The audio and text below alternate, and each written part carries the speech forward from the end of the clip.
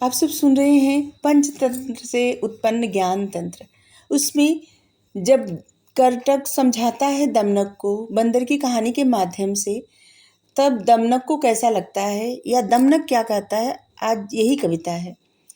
दमनक को कर्टक की बात नहीं भाई, उसकी सोचों में भाई मित्र के लिए मायूसी छाई, क्योंकि वो भाई और मित्र दोनों क्योंकि वो मित्र था, उसको भाई के जैसा मानता था कर्टक को दमनक। और सोचने लगा, इसे तो सियारपन बिल्कुल नहीं छू पाया, ये तो मनुष्यों से भी गया गुजरा, ये तो है मनुष्यों से भी गया गुजरा। यह कैसे संभल पाएगा, ये कैसे संभाल पाएगा मंत्री का काज, कैसे करेगा शेर की आड़ में जंगल पर राज। फिर दमनक को इस बात पर क्रोध आया, कर्टक नाम रखने का वाकया याद आया। किया था सलाह ज्योतिषियों से इसके पिता ने, सभी कुछ गणना करके रखा था नाम उसी ने। इसमें कौवे सी चालाकी है और उतनी ही कायरता भी। फिर कुछ सोचकर उसको हंसी आई। उसने वो बात कर्टक को बताई। अगर तुम्हारा बाप तुम्हारा नाम कर्टक की जगह करकट रख दिया होता तो तुमने भी अपने नाम को सार्थक कर दिया होता। और फिर उसी समय सोचने लगा, उसको कुछ दुख याद आने लगा और उसको दुख ने घेरा। सोचने लगा अपनी किस्मत का फेरा, अलग किया राजा ने उसको पद से, वो नहीं था अनुचित। अलग किया राजा ने उसको पद से, वो नहीं था अनुचित।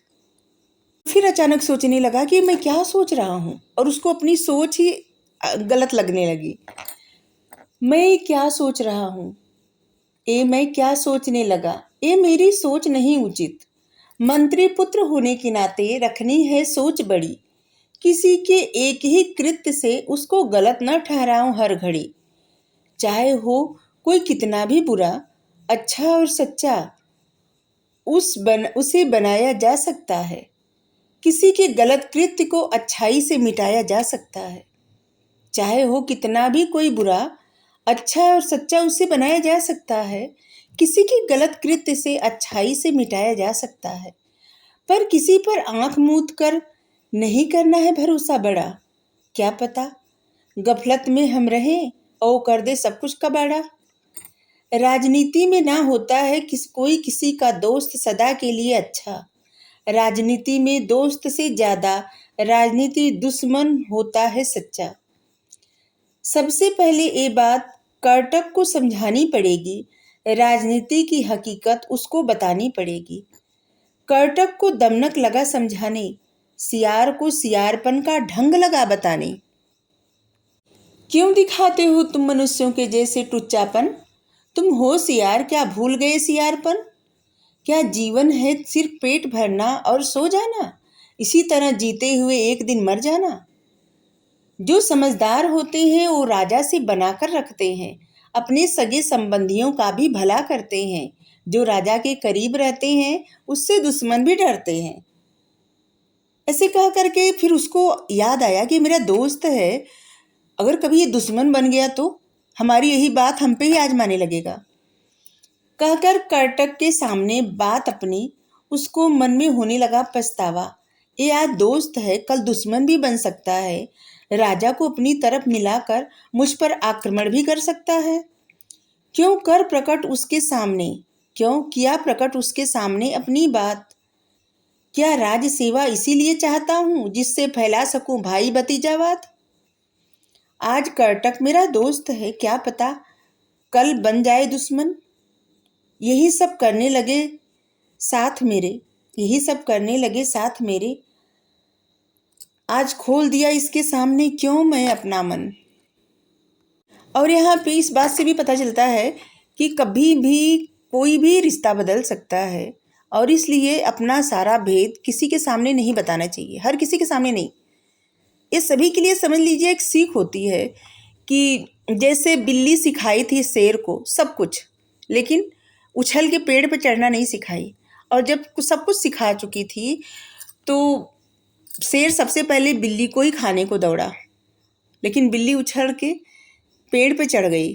और शेर कहा, मौसी आपने ये तो सिखाया ही नहीं, तो बोली कि सब गुण सबको नहीं सिखाना चाहिए, कुछ अपने पास भी रखना चाहिए अपनी बचाव के लिए।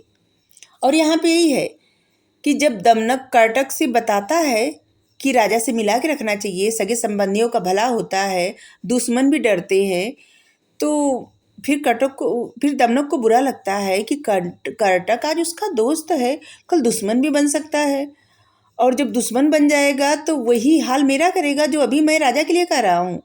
और इसलिए अपनी बातों पे पर्दा डालने के लिए तब लगा उसको बहलाने। अब दमनक लगा कर्टक को बहलाने, तरह तरह के उदाहरण देकर लगा अपनी बात छुपाने।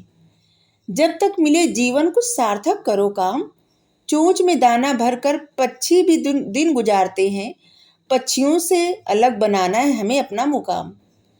देख कर्टक का चेहरा उसे समझ आने लगा। कर्टक को जब वो देखा तो देखा कि उसकी बातों का तो असर हो रहा है, तब और कुछ बतलाने लगा उससे। देख कर कर्टक का चेहरा उसे समझ आने लगा, हो रहा है उस पर असर उसकी बात का। बस क्या था, फायदा उठाने लगा दोस्त के जज्बात का। बढ़ने लगा जोश उसका और उपदेश पिलाने लगा, बढ़ने लगा जोश उसका और उपदेश पिलाने लगा। देकर औरों का उदाहरण उसका जोश बढ़ाने लगा।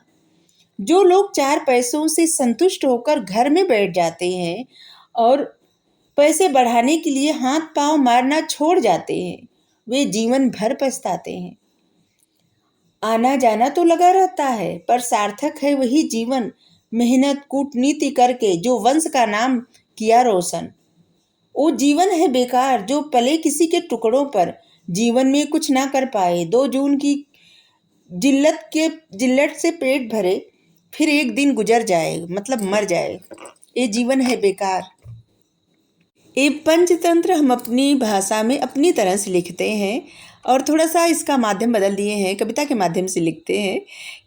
तो आप लोगों को हमारा ये प्रयास और ये चीज़ें सीखने में, या फिर आप थोड़ा सुनिए और आपको अच्छा लगे तो आप हमें ज़रूर बताइए। ठीक है, थैंक यू, राधे राधे।